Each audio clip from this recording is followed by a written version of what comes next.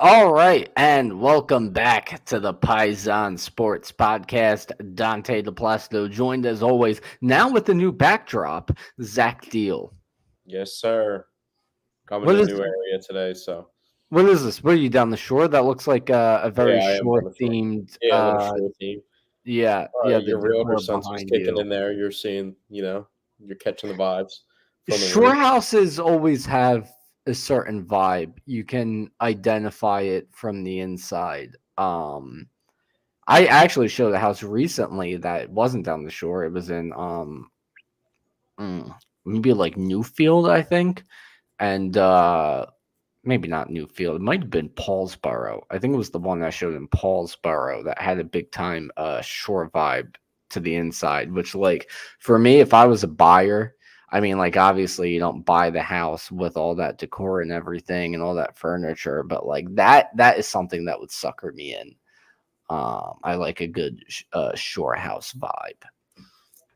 All right, so you know how to reel Dante in if you're ever looking for a home to sell. But we got some baseball going on as always. Actually, the Phillies right now are down. Are they still down 3-1? Last I checked, right before I I was just joined. watching beforehand. They had stranded a runner on base, Brandon Marsh. Well, Going they're out there. they're missing they're missing so many guys right now. They're without Schwarber, they're without JT, they're without Turner. Um, you really have a very small amount of guys you can rely on in this lineup at the moment. So it makes sense. They've only scored one run in but in 5 innings now. Which it's a shame because this team got really hot, best record in baseball, first in the National League East, and now they're Now dealing it with. just seems like injuries are compiling themselves at the wrong time. So Yeah, and at first, they kept rolling without Trey Turner, and I think that's how good of a lineup it is. You take one guy out, and it'll keep moving. But now you take out Schwarber and JT as well, and now you start to struggle. And not only that, I think losing JT hurts in the pitching department as well.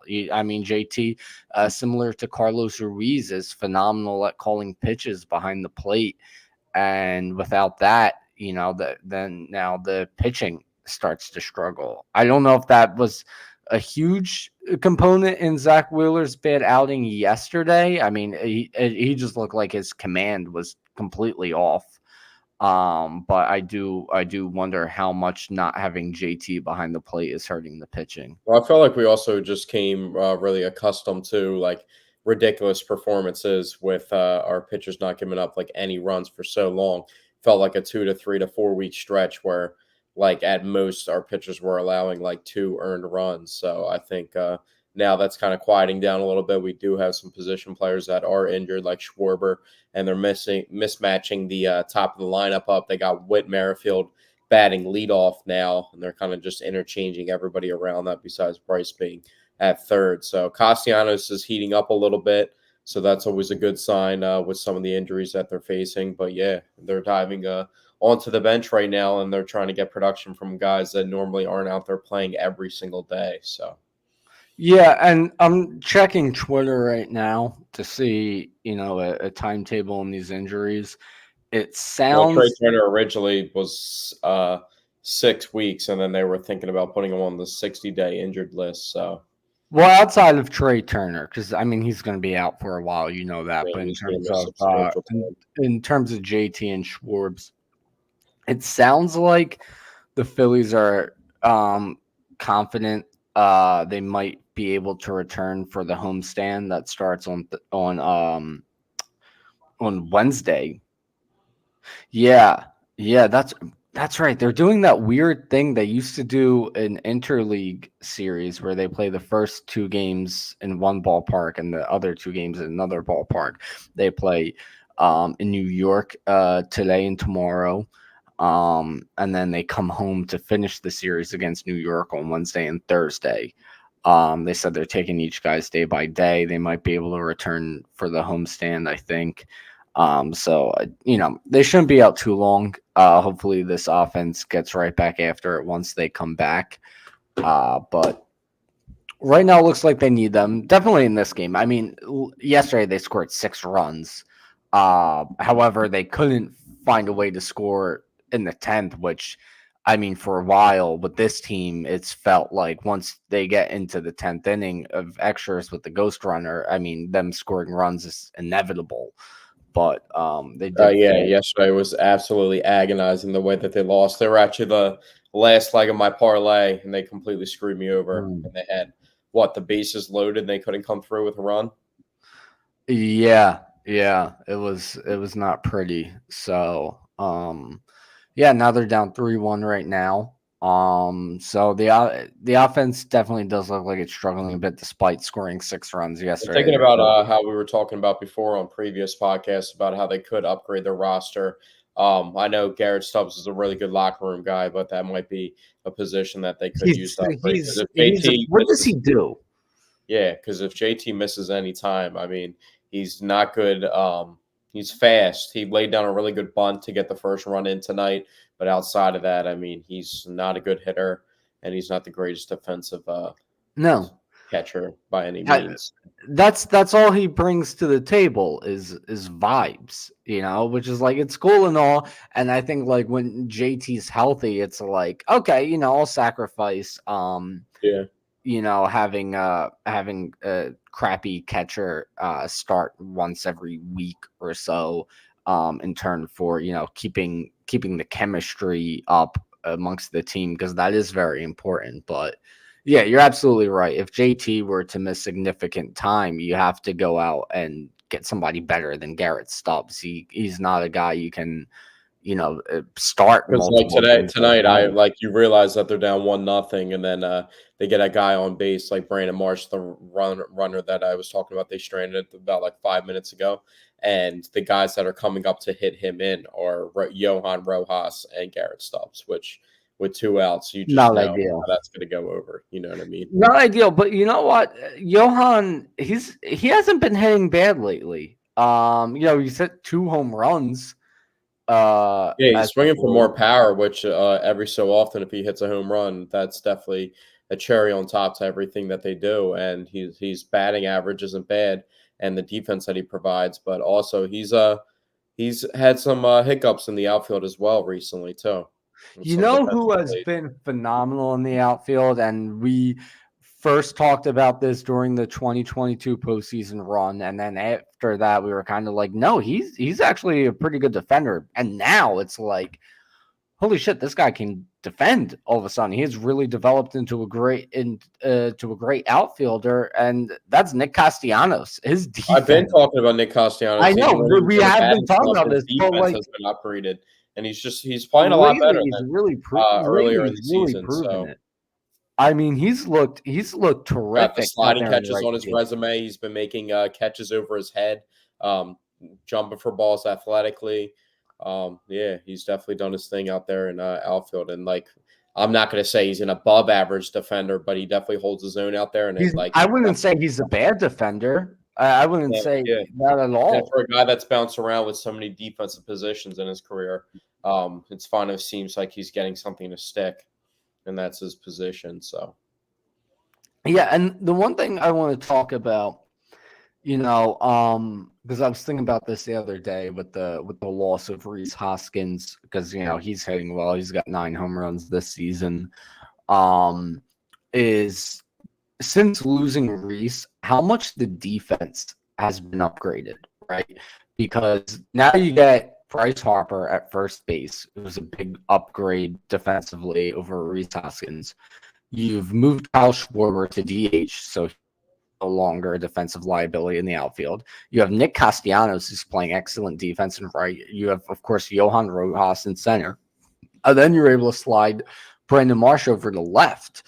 So I mean, like going into the 2022 season, to mention that again, the big knock on this team was the defense, right? And remember all the memes like, oh, the defense is going to be horrible, ball go boom, that sort of thing. But like now, I mean, I really like the defense of this team, and I think it's definitely played a large part and the pitching being so good as well, because it's not as Was easy that for with the balls to mindset fall in that the outfield. Trey Turner is involved in the defense as well?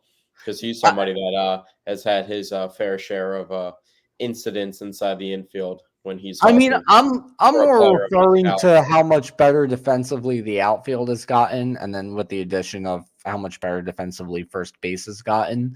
Um, Trey Turner is a guy you thought would really boost the infield defense, with his career resume at shortstop, but his defense at short since coming here has been rather lackluster a bit. But while he's out, you got Edmundo Sosa playing short, who's very good Also defensively. bats over 300 too. Is that Edmundo yeah, his Sosa. average is up over 300 now. You It's got double Marsh at today. second. Marsh is an excellent infielder in terms of playing defense. And then Are you Bohm, talking about Stott? You mean what did I say? you said Marsh? Oh, yeah, I don't know why I said Marsh. Yeah, no, Stott at second. His defense is terrific. And then Bohm isn't bad at all over there at third, who had a shaky start to his career over at third base. So, yeah, I mean, I really like the defense on this team, and I think that's also played a part into why the pitching has been so good. Yeah, and I feel like the pitchers don't set up the defense to have to make spectacular plays inside the infield. A lot of it's just routine True. because they're pitching to really good contact things. And the outfield, which, like you said, used to be an issue, and they were really trying to cycle people through. And we thought it was going to be a platoon throughout the year, this year and last year. Now it kind of seems like guys have solidified themselves out there. Yeah. And you know, the outfield looks set for right now. I mean, who knows how much longer Castellanos has. He's in his 30s now. But How much one longer he guy has with meant the Phillies in what's that? general. I was just saying how much longer he has with the Phillies in general, and if they would bring him back if his contract expires and if he's still playing at a high level. I don't think he's gonna play at a high level throughout his whole contract. That's why I was alluding to his age. I think he's gonna fall off before that contract even ends. I mean, not like really as a knock on him, but I mean, he is in his 30s now. His hitting has declined a bit, and we signed him for 5 years. There's still 3 more years left after this. Or no, oh my God, we're in the third year already. Wow, time is flying. So anyway, yeah, he's got 2 more years after this. I don't think he's going to be still playing at a high level by the time the contract ends. But one guy who I mentioned, I think it was last week, who's looking really good in the minors, who was a first round pick for us, is Justin Crawford. And so I think maybe that's interesting. That's going to get interesting once he's ready to get called up. I wouldn't just I was really simply. disappointed in Cody Clemens yesterday when they had the bases loaded and extras and he couldn't come through with a hit. I'll tell you that. Yeah, yeah. I mean, he's relatively played well altogether since he's been called up. He's got 2 home runs, which is a lot for a guy that's only played a certain amount of time. But at the end of the day, you got to come through in those situations regardless of your status with the team. Yeah, definitely. And that's the other thing. I mean, that's a guy who, you got playing out there due to the injuries on the roster. So I just want everyone to get back so we can get back to winning at a high rate. Luckily, the Braves also lost in a heartbreaking fashion for them. They gave up a walk-off home run in the ninth. So no harm, no foul on that loss. However, it looks like we're we're only down 3-1, but it's What's not the looking lead? It's great for our the team. lead's like 2.5 games up on the Braves in the NL East. No, just 2 games. 2 games. Okay. Right now the Braves are tied at 0 against the Cubs in the bottom of the fifth. So this game might go either way. And if I can just double check on the Phillies, yeah, it's 3-1 middle of the sixth inning. So Phillies have 9 outs left. It's not looking great. They only have 4 hits Only tonight. down by 2 though, so it's not the biggest deficit in the world. But No, it's uh, not. But when they the got to get offense is contributions just from the top of flat. their order because, like I said, on a night like tonight, when you look at the bottom of the order, you're not expecting too much production. That's Well, probably just when you have Whit Merrifield leading off, I mean, what can you really expect from this game? His average is down to 200 now. So he's really slipped. Oh, he started off like really extremely slow, and then Yeah, and then he picked up a he had bit, like what and now 8 game he's back hitting streak. down. I think he had a 8 game hitting streak, was it? Maybe, but I know Costi, who doesn't have a hit yet tonight, he's on a 1, 2, 3, 4, 5, 6, 7, 8. Costi's on an 8 game hitting streak, but he only has another at bat or two to extend that. Hopefully he can extend it, but I mean, I'm more worried about the win. But yeah, I mean, offense looks slow right now. They might lose tonight. Hopefully the Braves also lose. And then who do we have on the mound tomorrow? Is it, I forget who it is. Is it Knowles? Is it Nola? I don't remember. If it's Sanchez today, wouldn't it be? Yeah, it's It should be Nola. Is it Nola? Yeah, everything got all out of order once Yeah, they with the went to the six. six Yeah. man and then got rid of it. Which, by the way, that's something we talked about last week. Was Zach Wheeler didn't want to do a 6-man rotation, and this is actually something I did want to bring up today, which is considering Wheeler looked as bad as he did yesterday. Do you think maybe he was wrong? Maybe a 6-man rotation might be better. Well, I think his preference is just his preference, and you got to listen to your ace at the top of the order. So, Yeah, but let's say if as he time starts goes to on, maybe he was decline as more a so. result of that. Maybe he was jading the question and his answer more so to this early in the season, and he'll be more reluctant to do it later on in the season when time goes on. There's a lot more innings pitched, but maybe he just thought it was too soon in the season to go to the 6-man rotation. I mean, yeah, I get that. It's like the 6-man rotation is more so something you want to break out at the end of the year, especially when you have a guy like Aaron Nola on your roster who typically falls apart in September, and that's something they started doing 2 years ago to combat it. But I think, I mean, if Wheeler, not saying this will happen, I even doubt this will happen. This is more so hypothetical because it's Zach Wheeler we're talking about. I have full confidence in the guy. He's a true ace, a star pitcher. The But other day was really the only bad outing he's had this entire season. yeah, So. but hypothetically, if this were to trickle into another bad outing or two, then I think maybe you consider possibly going back to a 6-man rotation. But I don't even think he's going to continue to struggle. I have full confidence he's going to bounce back. He's going to go back to pitching like a true ace, and that last outing will end up being an anomaly, and just a blip on the season. But it is something to consider if it continues, which I don't think it will. They also had all the chances to win that game too, so it was kind of on Yeah, them. you know what? I'm a I mean, little thankful. he did not pitch well. He did allow some runs to get them into that situation, but they had all the chances to correct that issue. So, I mean, it goes hand in hand. But at the end of the day, it's not like they got completely stalwart and they didn't have any fight in the dog.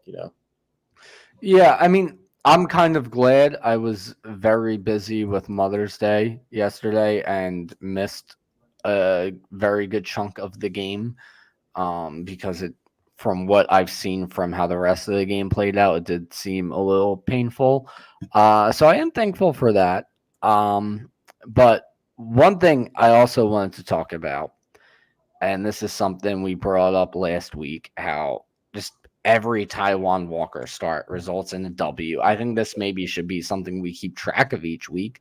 Is 1 week later, one more win for Taiwan Walker. Now, this wasn't a result of great hitting surrounding his mediocre pitching. He had a terrific outing, and it resulted in a W. So that's 3 starts, 3 wins now. I think this is something we should keep track of throughout the season. Well, I mean, you were also saying last year about how watered down his wins were when he had 15 wins last season. So you're finally coming Very on board watered to down. Taiwan Walker. What's that? You're finally coming on board to Taiwan Walker because last year, No, I didn't say that. He's had 2 pretty good outings, 2 very good outings in a row, actually, but I still don't fully trust him. This is a guy we talked about when we signed him. He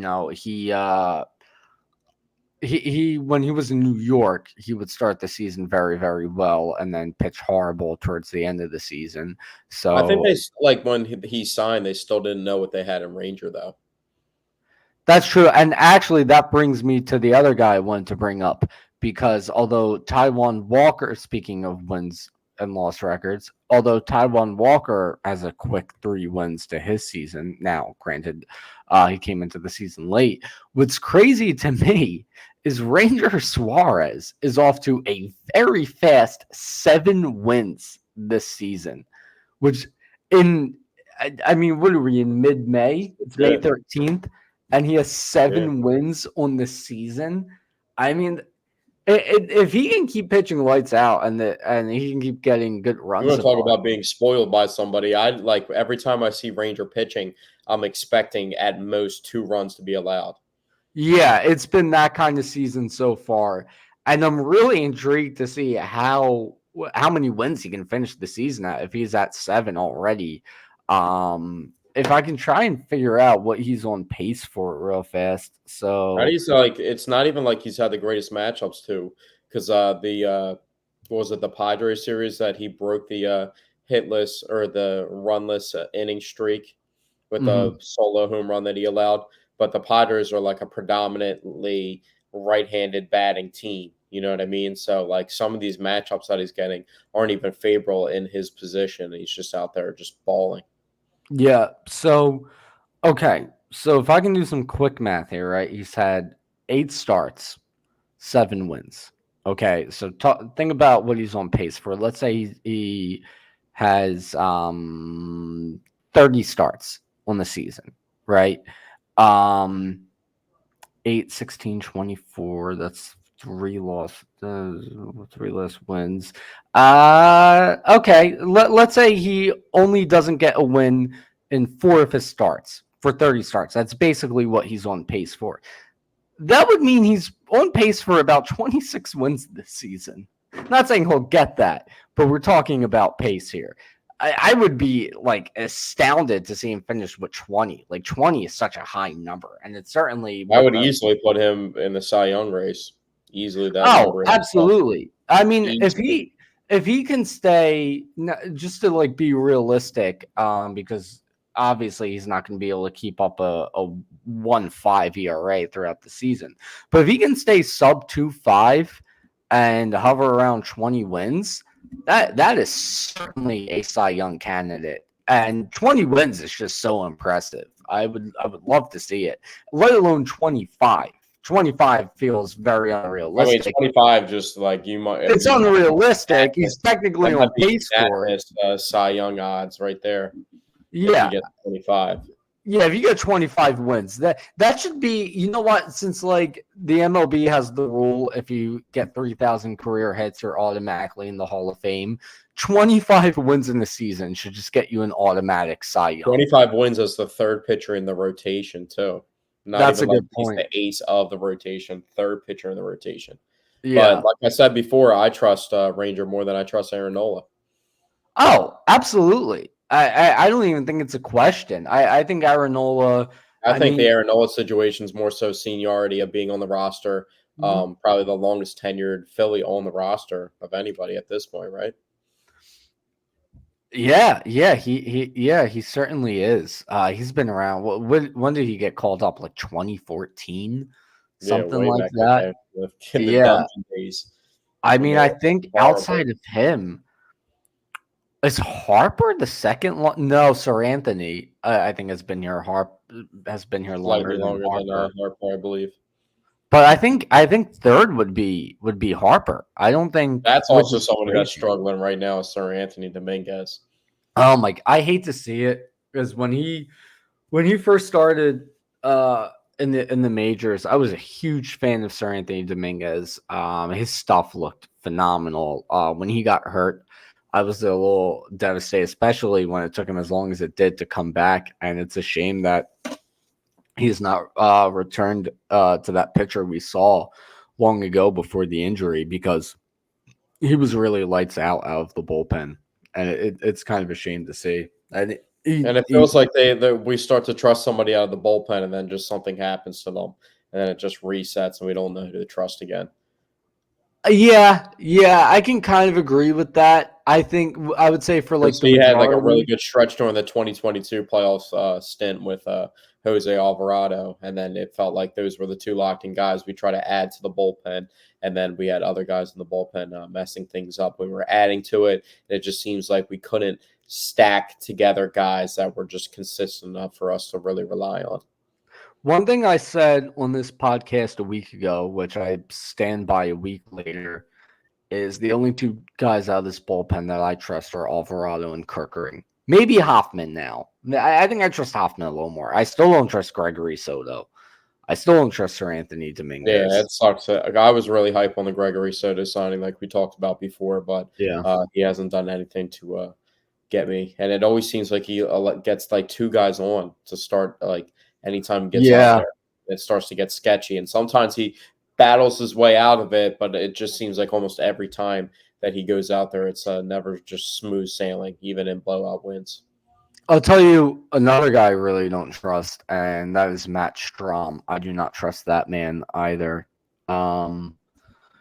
Just to check in again, I'm actually going to open up game day, another window, just so I can really um, check in on this game because I just really want them to score already and tie this game up. But bottom of the sixth inning, Sir Anthony is on the mound, a guy we're literally talking about right now. Two outs, Hopefully he's listening. runner on first, 2-2 count to Brandon Nimmo.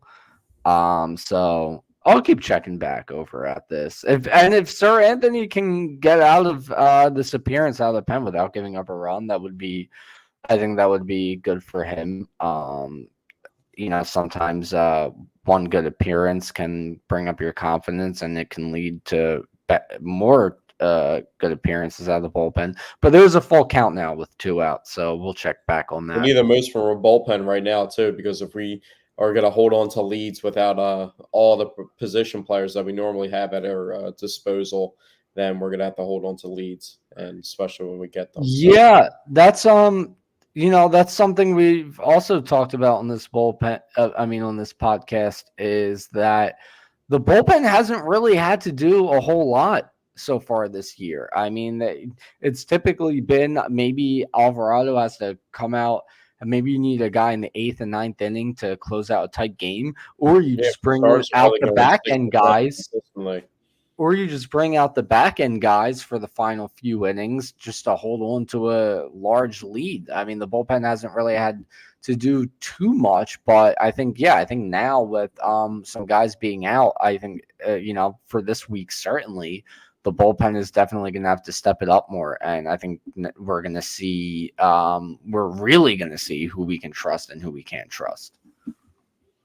Yeah, and it's going to really be interesting to see like what type of positions that the Phillies actually put their bullpen into, because we don't really know what to expect on a day-to-day basis. Because for a while before the Trey Turner injury, it just seemed like everything was smooth sailing and going their way, and they were going to produce a bunch of runs. We just didn't know where the runs were going to come from. But now we don't know where the runs are going to come from, and it's getting harder for them to produce runs. So Yeah, absolutely. And just another oh, wait a minute. Okay.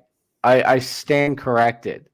So Christopher Sanchez, okay, he left with two outs to go in the bottom of the sixth and a runner on first. Then Sir Anthony Dominguez came in. So he didn't even get the first two outs. He ended up walking Brandon Nimmo. It was a full count. And then he actually forced a ground out from Starling Marte. So Sir Anthony comes out of the pen. He gets a walk, he gets an out, and he ends the sixth inning. I wonder if they keep him out there for the seventh. Probably will, I would guess. But so depending on far, like they're really basing it all matchup based, but other than that, I mean, bringing them out for yeah. one inning in that situation just doesn't really seem likely. Now, currently available in the bullpen, just so we can actually run through the names while we're talking about them. You have Alvarado, Hoffman, Kirkering, Ruiz, Soto, Strom, and Turnbull, who You know what? That's another thing too. Is I'm surprised after Turnbull was sent to the bullpen, we haven't seen much of him. You would at least think he'll get a lot of Because I feel appearances. like they're still not really set with what they're doing with their starters. I guess, but I mean, while you're trying to figure it out, I mean, use him. I mean, he's definitely a guy they could use right now. A guy who's pitching very, very well. And isn't that what happened with Matt Strom? Weren't we using him as a starter at first, if I remember right, and then we moved him to the I bullpen? believe so, yeah. Yeah, I As a think scare I starter, remember but I that don't think it being was more maybe so. last I year. don't think it was the same situation as this, where these guys were like legit starters. So I think there's tweener pitchers that you don't really know what to do with. But Spencer Turnbull was a starter in of every other stop of his career when he got to Philly, and this is more so a situation of them having a surplus of Yeah. starters, which is never a bad thing to have because you're always one injury away. It's a long Yeah, season. Matt Strom started 10 games for us last year before going to the bullpen. Matt Strom also has a 1.10 ERA this year. It feels like it's a lot higher than that. I don't know why. He's pitched well. He has I pitched don't know, well, but boy. I So feel like he's he's somebody had that's some kind of bad like on the moments. borderline of the teetering of the seesaw of how I feel about the confidence level of when he's in the game. Yeah. Because Well, also, like, it's easy to look good in a regular season game, but you see how quickly things can crumble in the playoffs. And one guy that almost everybody had belief in 1 second throughout the regular season, and Craig Kimbrell last year just completely blew it in the playoffs. I don't even think we should bring that name up on this podcast anymore. That's how dead to me he is. Anyway, quick update. Edmundo Sosa singles on a sharp line drive to right field. So he's aboard with no outs, and Brandon Marsh is at the plate. And before I give more updates, it is time for my meatball of the week. And my meatball of the week doesn't have a name. No one knows his name. It's Philly related, not sports related, but it's Philly related. I'm sure there's a good chance you've seen him on social media today. He's been everywhere.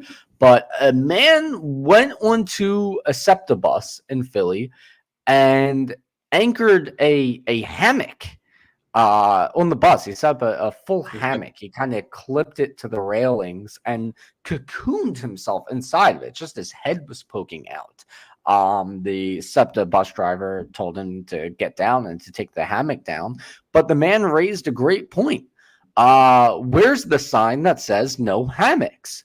Uh, a good point indeed. But the bottom line is he did hold up the bus for quite a while as he spun around cartoonishly in his hammock. A very interesting situation that I'm not even sure if it was staged or not. But regardless of that, the bus was held up. People are busy. They're on a schedule. You, my friend, are my meatball of the week. I think you're being a little harsh on that guy, man. No, I mean, imagine you're in a hurry. You get on the bus and you're stuck for I don't even know how long. Because I mean, let's be realistic. It was probably held up longer than just like the 1 minute video that went around online. It seemed like it was a good standoff, you know.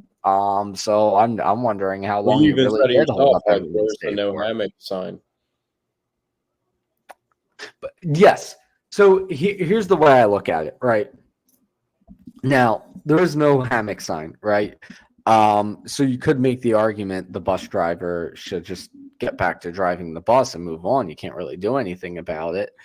But regardless of that, he wasn't going to, you know? So at that point, it's like, all right, you're holding up everyone's day. Get out of the hammock, I can you see what you're know? saying now, but Yeah. It was very, very funny though. And I do wonder if like I mean not like the entire thing was staged, but I wonder if like the guy just did that and had somebody else on the bus record him for a video, or if like this was a real encounter. Because it just seemed it's too cartoonish to be 100% real. yeah, that does sound a little goofy. But that's what people do in the social media age of things. Try and get the craziest reaction possible out of people and record it and Mhm. film. and don't care about holding people up that are probably a lot of the vast people that were on that train are most likely coming or going from work. So that was definitely probably Yeah, one. I mean, yeah, you're holding up people's day. I mean, come on. But with that, as I quickly check on the fight-ins again, I wanted to um, pose a tough question to you, Dante. oh, wait, hold on. We have runners at second and third, no outs. Rojas is at the plate, 2-0 count. We might be in business here. I'm actually, as we continue this while keeping it out of frame, I'm gonna pull this up on my phone and see what happens live. But what was your question? I was going to pose a tough question to you. So it's a little dry and stagnant with news coming in about the Eagles and Sixers. The Sixers obviously got eliminated from the NBA playoffs, and the Mhm. Eagles just got done their draft, and they just did rookie mini camp for Oh, days. RBI ground out Johan Rojas. It's a 3-2 game. Marsh moves to third. So 3-2 game. Runner on third, one out. Whit Merrifield is. Oh no, Garrett Stubbs is Garrett coming up. Stubbs is coming up, so Oh, so go down yeah, I low, mean, you're throw your gonna, horse a little bit. yeah, likely you're gonna go into the bottom of the seventh, still a 3-2 game. So that's what we were just talking about, you know. Well, there's one I guy got Stubbs he up. can't ground out into a double play, so there is a chance that he turns the order on to Whit Merrifield, and then maybe they can string some hits together to get their best hitters out there. I don't have confidence in it. Anyway, sorry to keep interrupting. What's your question?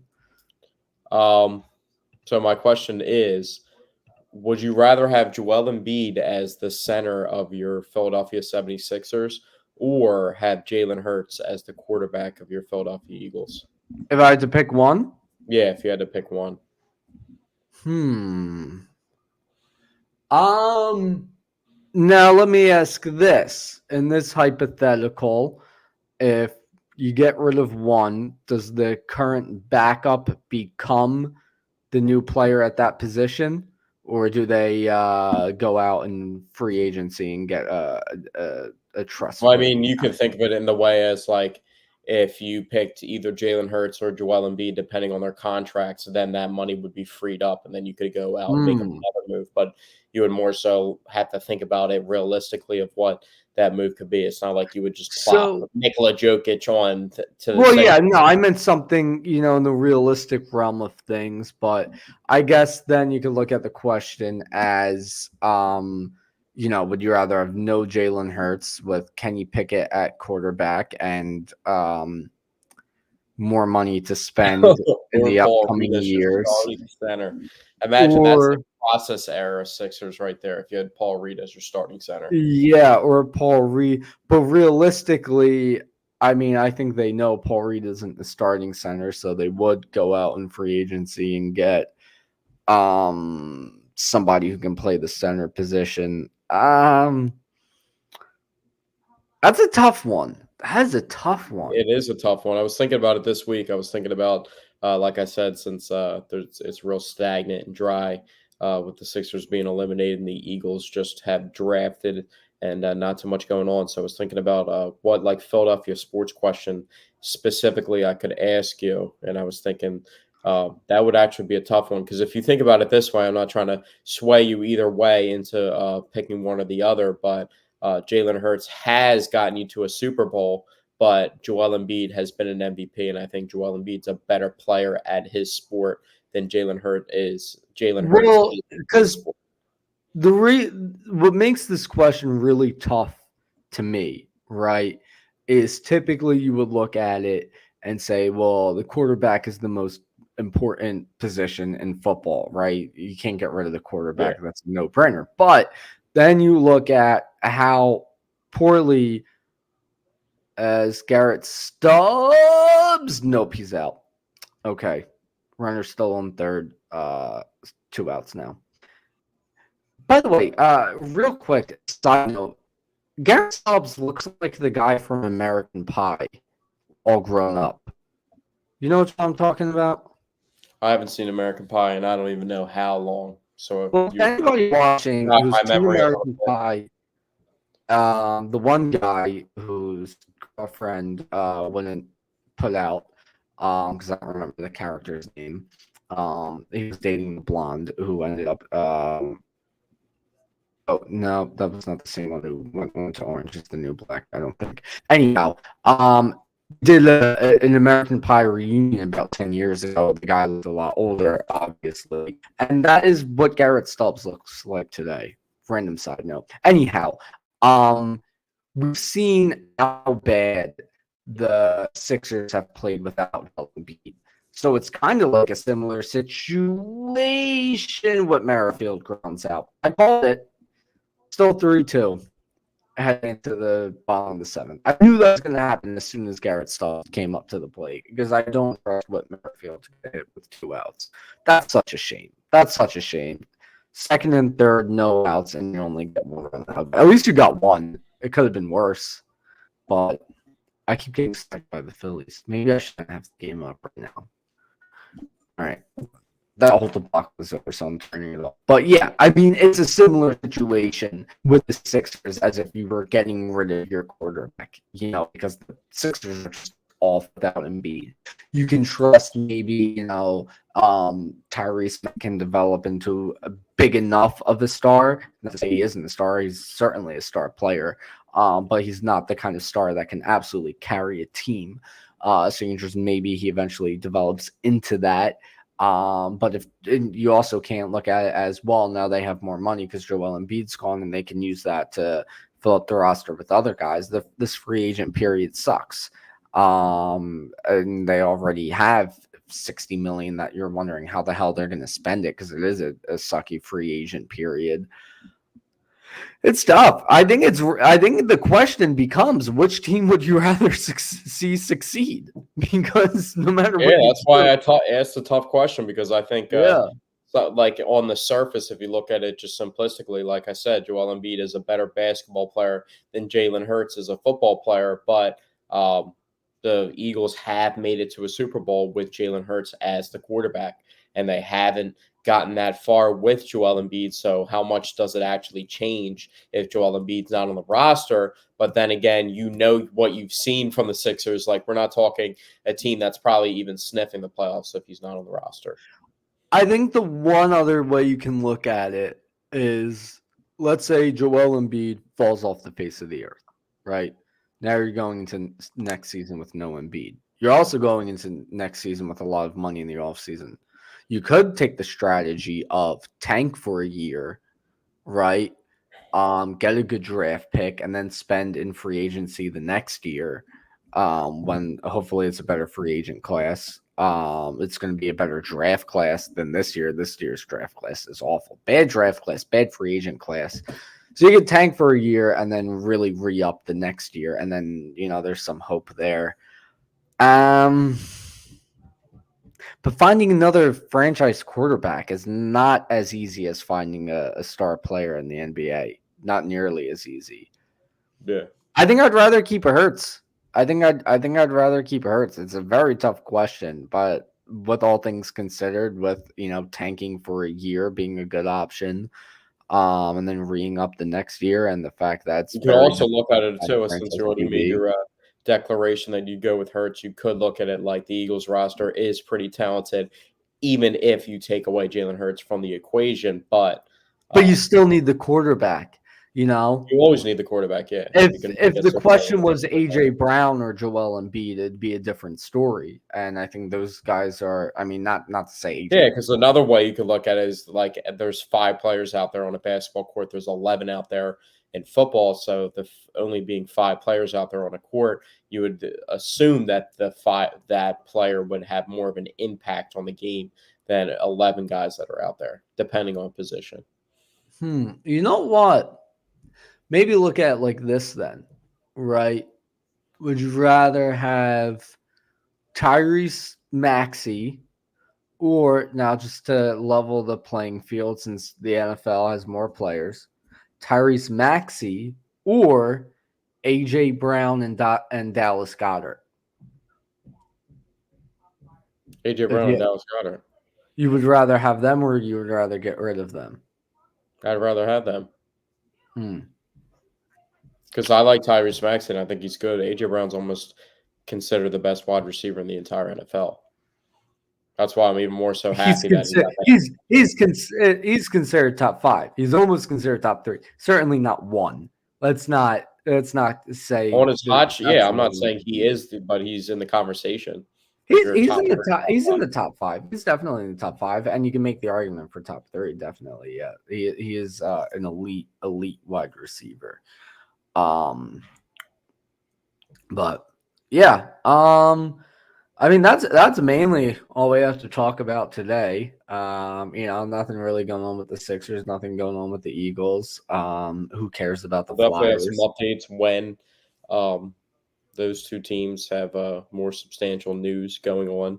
Maybe Yeah. as teams get eliminated in the NBA playoffs, we could think about some roster reconstruction. A guy that may become available could be Donovan Mitchell if the Cavs get eliminated soon. So that game's on right now. I have that on one of the TVs that I'm watching. So Yeah, uh, no, so real quick, just to talk some NBA playoffs before we get out of here. Give me your prediction for the 2 conference final series. What teams are we going to see match up? in the conference finals, I think Minnesota is going to figure it out somehow, and they're going to come back from these 2 games that they lost when they were up 2-0. Now it's 2-2. I think they're going to make it, and I think the Dallas Mavericks have just a little bit more experience than the Oklahoma City Thunder. I think as much as I want the Boston Celtics to lose, they're just a little bit too good. And the Cavs without Donovan Mitchell tonight has been a little bit tough for them to win. So they're going to be up 3-1. So I would assume that Boston would get to the next round. And with those Knicks injuries, I think the Pacers are going to do it, and they're going to capitalize on the opportunity at hand. Who thought the Pacers could make it to the Eastern Conference Finals? So I think the Pacers make it there to play the Boston Celtics. I almost agreed with you 100%. I agree with your first 3 predictions. I think the Knicks are going to end up winning this The series. Knicks are a tough team, though, because they always find a way somehow to be in the Exactly. game at least at the end. And the They Bulls are good they step are up. a But pesky, annoying team that they're gonna slither their way into another round victory is what I see happening. Almost to take the term slithery, almost like prime Randy Orton, where it's just an annoying Slithery Snake. little cockroach that just won't go away. That's how I look at this Knicks team. And especially with, I mean, the way the refereeing has been in both series they've been in. And now I don't even have to just act like a salty Sixers fan, because I mean, if you're watching Knicks versus Pacers, I mean, you can, as somebody who, I'm not a Pacers fan, I can still watch that series and look at how bad the refereeing is in favor of the Knicks. I think the NBA is just really pushing for them to have a conference finals matchup against the Celtics. And I think the NBA is going to get their way. So yeah, that's my final prediction. Eastern Conference, Knicks, Celtics, Western Conference, T-Wolves, Lock it in. Mavericks. Yeah. So Lock it in. But thank you guys for tuning in to the Paisan Sports podcast today. And we'll be back next week with another edition of the Paisan Sports podcast.